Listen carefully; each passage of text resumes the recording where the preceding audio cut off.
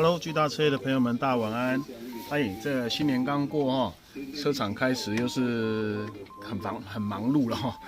昨天才刚开工，这车子已经都修到11、2点了。那这一台是纳智捷的 U7 哈。那我第一次遇到这个 U7 的鼓风机不会动的状况，之前都是遇到 U6。那它的设计上不知道算是都听同行讲说有缺失啦，所以它会在这一个一般我们叫风量电阻风量电阻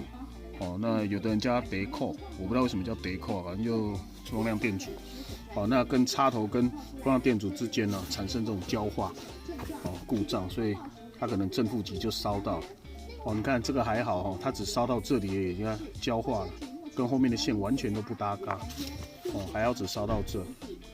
那这有时候严重的时候会火烧车，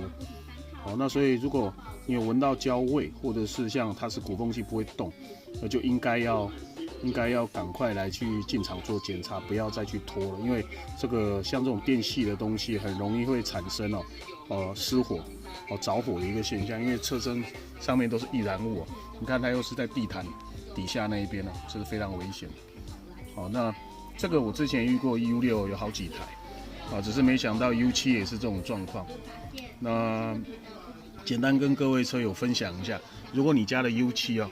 有这样的一个状况，就是它鼓风机不会动那车主的表示是说前几个礼拜他就听到咯啦咯啦咯啦的声音，那他说也不太清楚为什么，他就一下好一下坏，一下好一下坏，他也没有多注意，他说一直闻到一种怪怪的味道，但是他也没有在意，他就开窗户，直到今天就不会没有风了，赶快进厂来修理。好了，简单跟各位做一个分享那年后一样，我们都是1到日都有服务，礼拜天欢迎车友呢来电或线上预约。巨大车业，我们下次见，拜。在更换了